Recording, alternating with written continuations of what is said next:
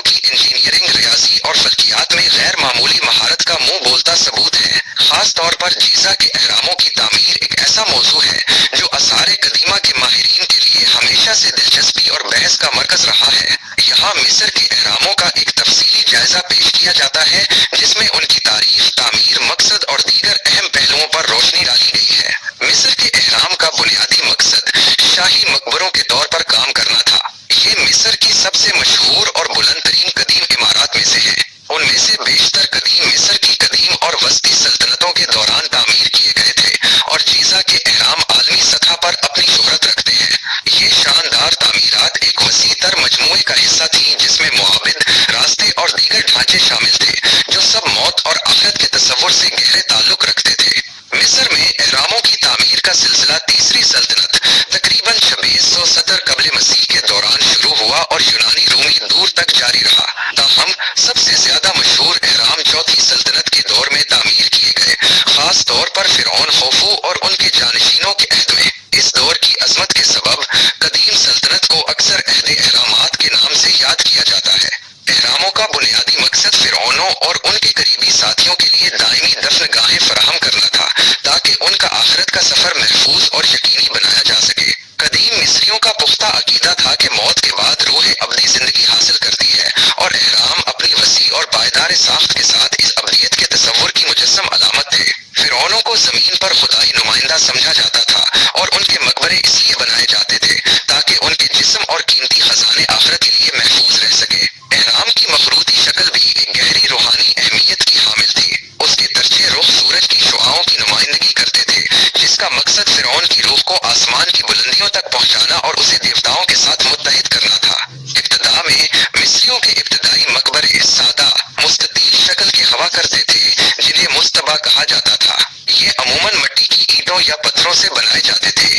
وقت گزرنے کے ساتھ ساتھ ان سادہ ڈھانچوں نے ارتقا پذیر ہو کر قدمدار ساختیں اختیار کر لی اور بالآخر ان ہموار اطراف والے اہراموں کی شکل اختیار کر لی جنہیں ہم آج جانتے ہیں۔ پہلا معروف اہرام جو قدمدار اہرام کے نام سے مشہور ہے، فرعون جوسر کے لیے سکارا کے مقام پر تعمیر کیا گیا تھا۔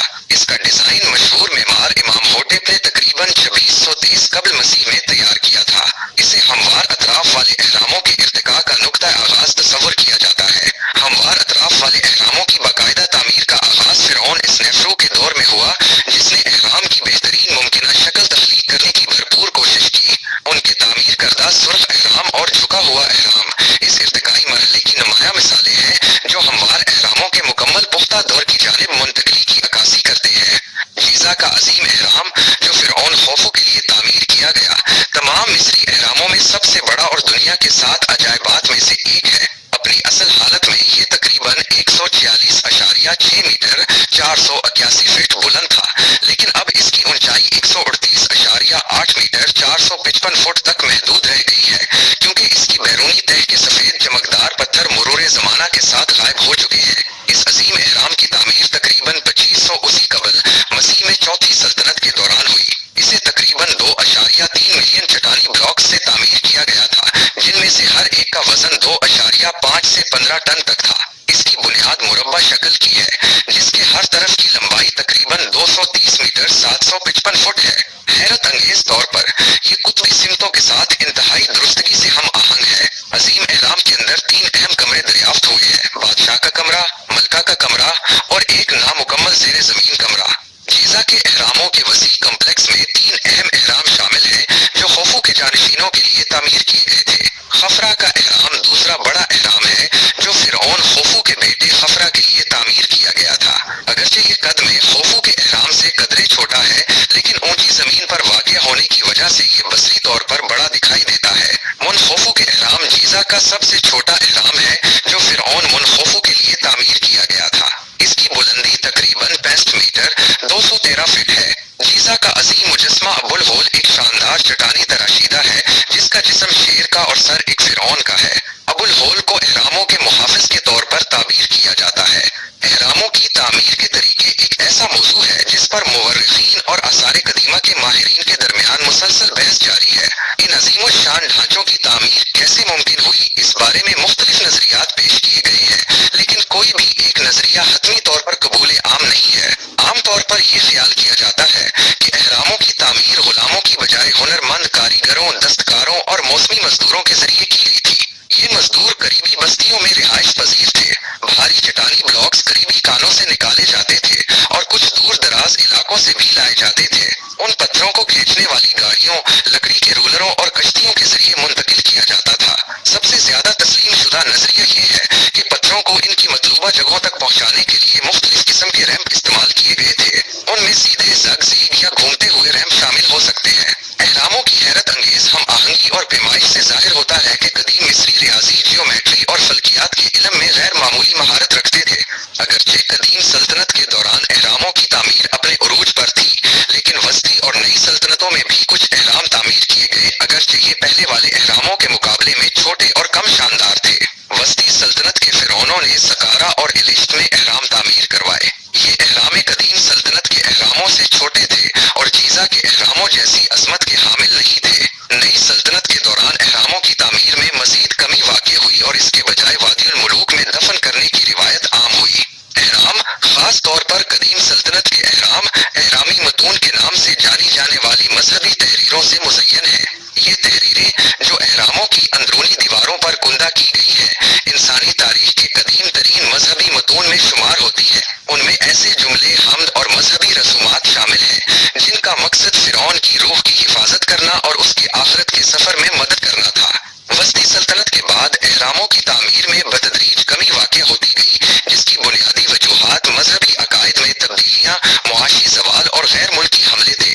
نئی سلطنت میں شاہی تدفین کے لیے وادی الملوک کو ترجیح دی جانے لگی، جس کے نتیجے میں اہراموں کی تعمیر تقریباً ختم ہو گئی۔ ہر اہرام ایک وسیع کمپلیکس کا مرکز ہوتا تھا، جس میں ایک تدفینی معبد، ایک چڑھائی کا راستہ اور ذیلی اہرام شامل تھے۔